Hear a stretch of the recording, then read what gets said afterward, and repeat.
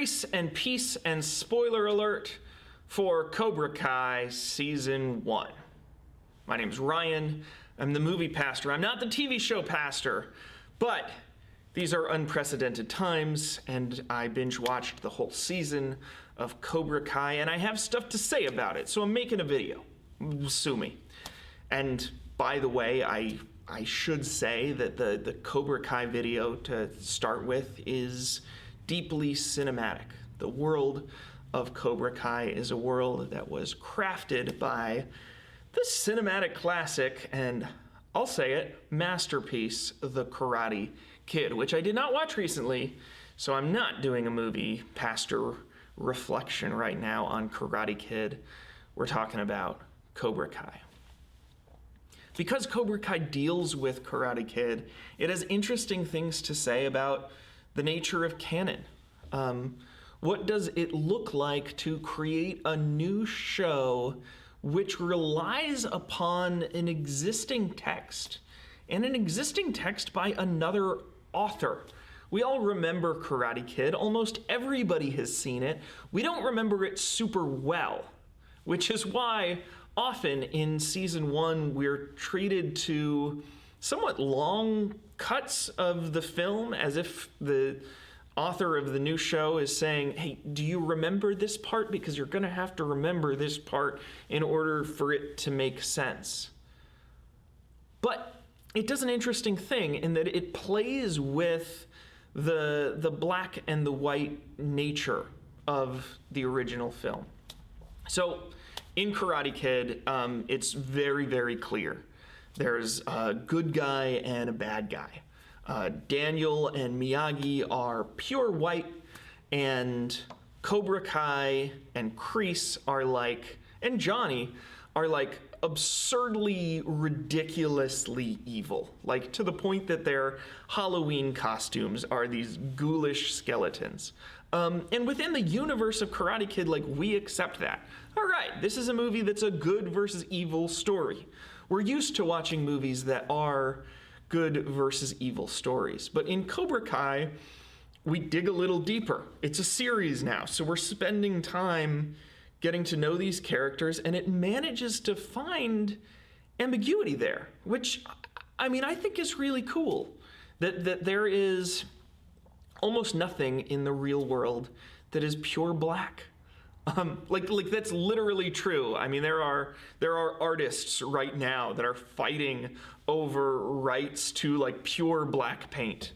Some things are black, right? Like some things are bad, some things are morally wrong, but there are always shades of other things going on, and things aren't gray either. They're colorful, right? Like the real world has all sorts of colors and shades of things, and so they find within the world of Karate Kid, within the story of Karate Kid and the universe that it's built, a level of moral ambiguity, and a Daniel LaRusso who's kind of he's kind of messed up. Like his concept of morality is jaded by this experience that he had as a young teenager, and this triumph that he had against Cobra Kai. It causes him to be closed-minded and intolerant.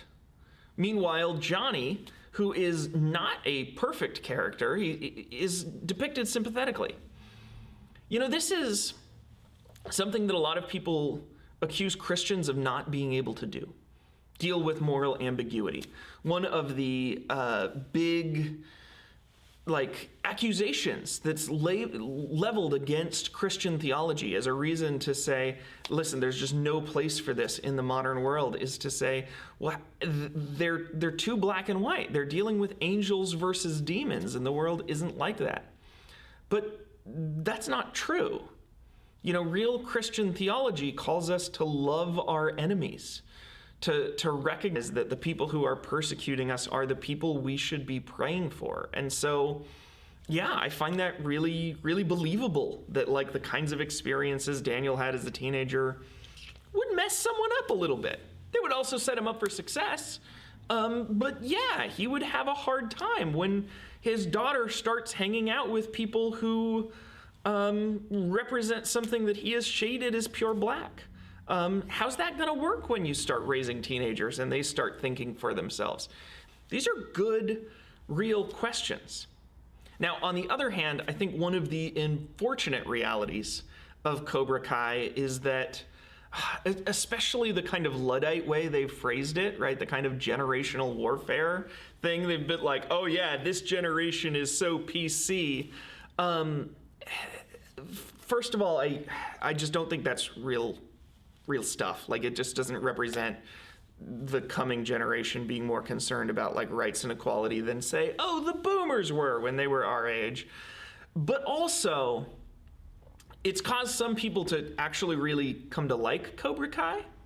And you're starting to see people like, yeah, bring badassness back. And there's some real moral weight here. Like, you shouldn't actually strike first. I think it's cool in the film how they gave a justification for why it makes sense to strike first. Like how someone could think that and how that person can be sympathetic despite thinking that. But like, no, don't strike first. Like, we need some kind of moral rootedness. It's not just a simple matter of, hey, we can find ambiguity, therefore everything is totally ambiguous. There is a place where we enter in to say, in a world of ambiguity, let's make good decisions. Like, let's make the best decisions we can, even knowing those decisions aren't going to be perfect.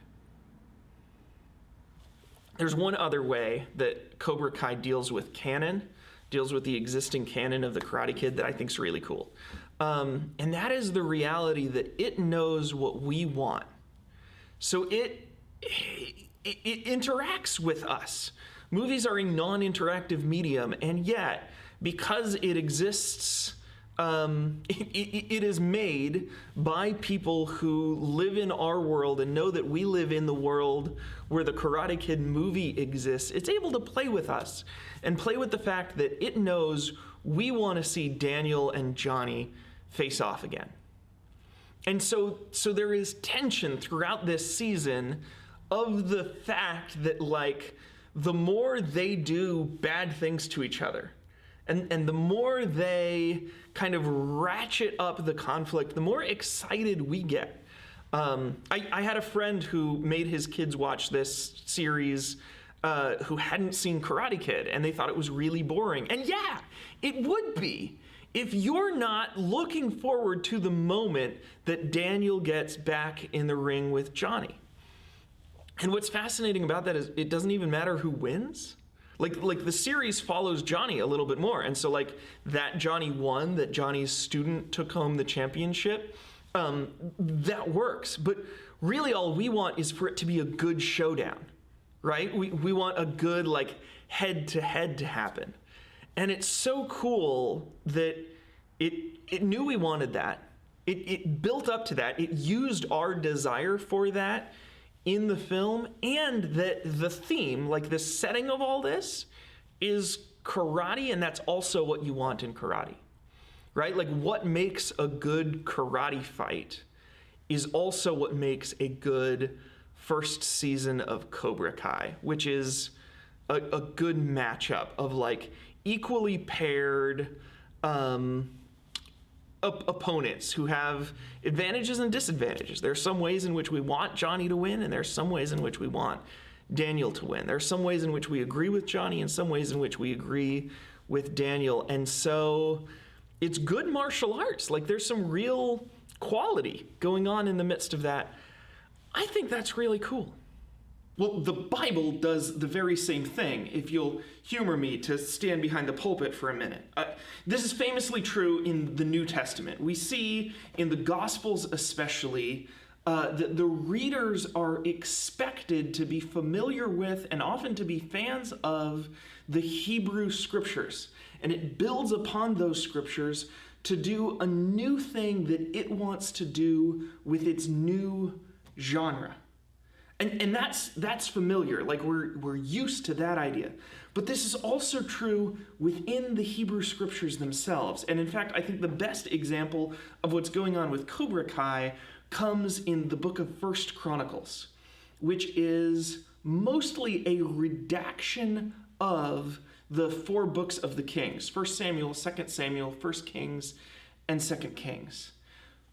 1 Chronicles takes all of the content from those books and snips out the parts that are morally ambiguous. So it does the opposite of what Cobra Kai does. Instead of adding moral ambiguity, it's removing it. And in so doing, it creates more of a morality tale out of what had been a dark Game of Thrones-y history. And why? Well, because it's trying to justify something to us. It's trying to teach us that David is the rightful king, the legitimate ruler of Israel. So all of the things that make David look good, we're going to retell those stories, and all of the things that make David look bad, we're going to just not leave them in our new letter. People like that version of David. It's interesting because people don't like First Chronicles very much. But if you grew up with like a version of David as man after God's own heart, who's like, yeah, he made one big mistake, but he's basically a good guy and we want the Messiah to be just like him, you probably have a theology of David that is more formed by First Chronicles than you do by 2 Samuel, which is where the majority of the David stories are probably being read to you from, but we're selecting from 2 Samuel the same stories that the author of the Chronicles selected because we have this theology that synthesizes and that has to say, yeah, all of these are parts of the same story, right? All of these are true, instead of recognizing, okay, here's what 1 Chronicles is doing, here's what 2 Samuel is doing, and let's appreciate them in their own fields, for their own purposes, as their own individual pieces of literature. See, when you add something new to canon, it has the possibility to change the quality of previous canon. And we've seen that before. We saw that in The Matrix, for instance, right? Where they added things to the story of The Matrix, which actually, in the second and third film, which were weaker. And not only were those films weak, but they stood to weaken the first film in certain ways. And so from now on, whenever we watch Karate Kid, we're going to have to make the decision, okay, now are we going to include Cobra Kai in the canon as we watch this? Are we going to watch Karate Kid as a morally unambiguous good versus evil tale? Or are we going to watch it as an entrant into the Cobra Kai universe that's prepping us and getting us ready, and we'll come to different conclusions? That is an amazing concept, and it's a concept that the Christian world desperately needs. So thank you, movies, for illustrating it to us, and I will see you next time on Movie Pastor.